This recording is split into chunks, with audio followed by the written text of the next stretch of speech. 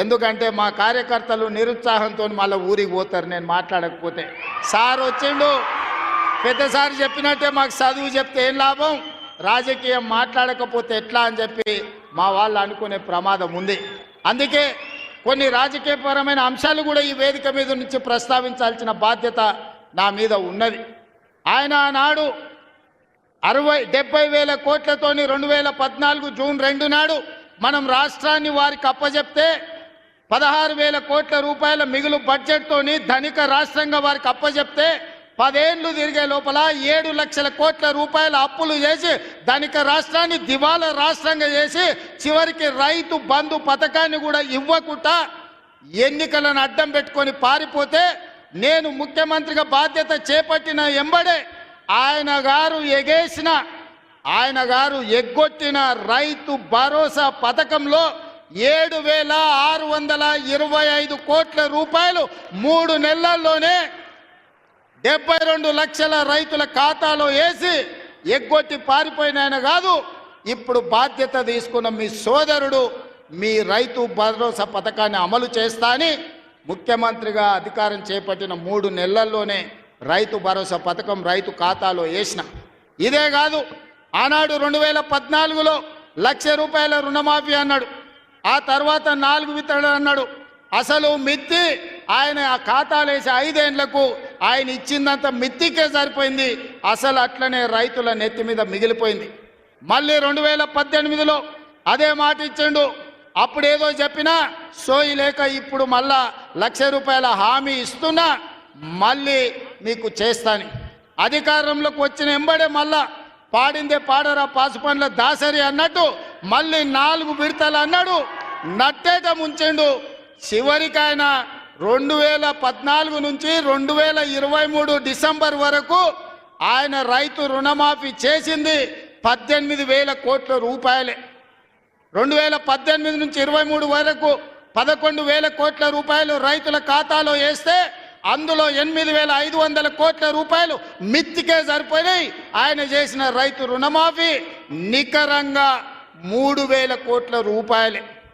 కానీ మీ సోదరుడిగా, మీ బిడ్డగా, పాలమూరు బిడ్డగా, నల్లమల్ల అడవులో నుంచి వచ్చిన నేను ఒక రైతు బిడ్డగా 2 లక్షల రూపాయల రైతు రుణమాఫీ చేస్తా అని సరిగ్గా 60 రోజుల్లో 25,50,000 మంది రైతులకు 21,000 కోట్ల రూపాయలు 2 లక్షలు రుణమాఫీ చేసి ఇచ్చిన మాట నిలబెట్టుకొని మాట తప్పని మడమ తిప్పని పార్టీగా ఈరోజు 25,50,000 మంది రైతులకు 21,000 కోట్ల రూపాయల రైతు రుణమాఫీ చేసినాం.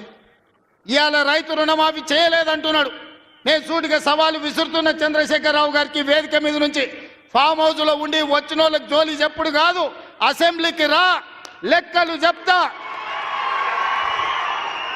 ఏ ఊర్లో, ఏ తండాలో, ఏ గూడెంలో ఏ రైతుకి ఎంత రుణమాఫీ చేసినో 25,50,000 మంది రైతుల వివరాలు శాసనసభలో పెడతా. 21,000 కోట్ల రూపాయలు ఎవరి ఖాతాలో వేసినో నేను లెక్క చెప్తా. నీకు చిత్తశుద్ధి, నీకు నిజాయితీ ఉంటే రా, వచ్చే అసెంబ్లీలో నువ్వు మాట్లాడు, అడుగు.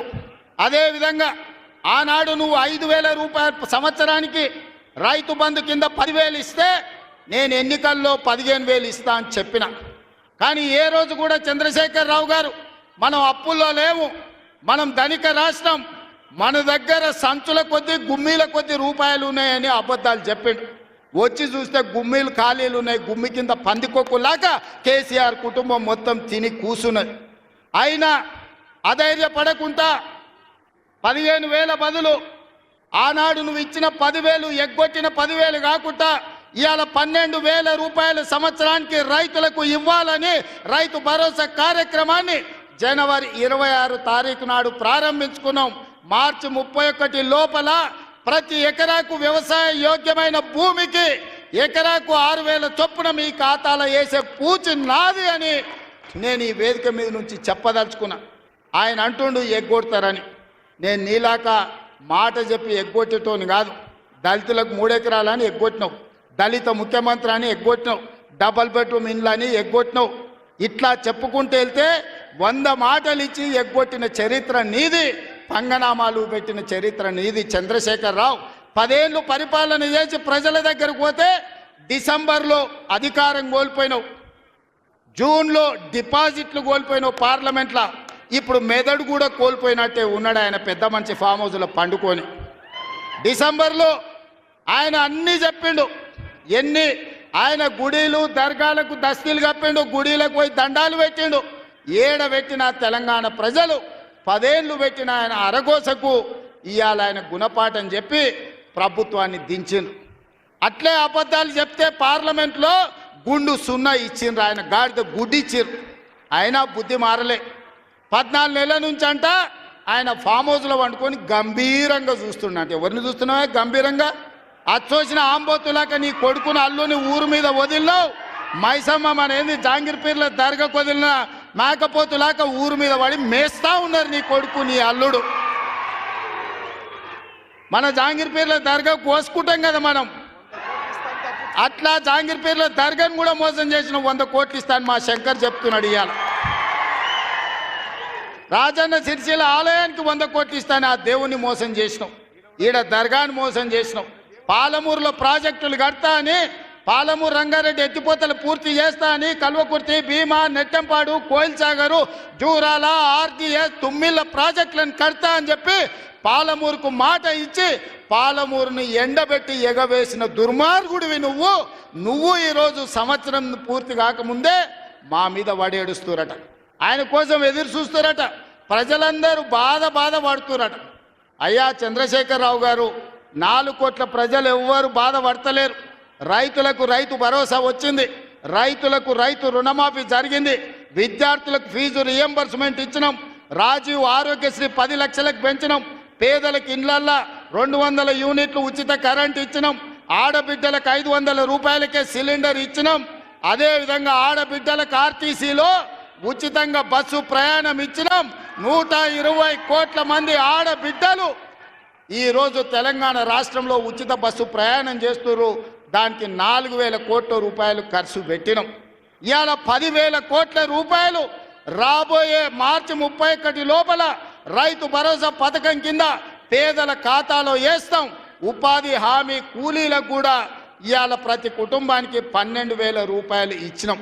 ఇదే కాదు, తెలంగాణ సమాజానికి నిరుద్యోగ సమస్య, అలాంటి నిరుద్యోగ సమస్యను పరిష్కరించడానికి మొదటి సంవత్సరంలోనే 55,143 ప్రభుత్వ ఉద్యోగాలు ఇచ్చి దేశంలోనే చరిత్ర సృష్టించిన రాష్ట్రం తెలంగాణ రాష్ట్రం. నువ్వు 10 ఏళ్ళు ఇవ్వలేని ఉద్యోగాలు మొదటి సంవత్సరంలోనే 55,143 ఉద్యోగాలు ఇచ్చిన చరిత్ర మాది.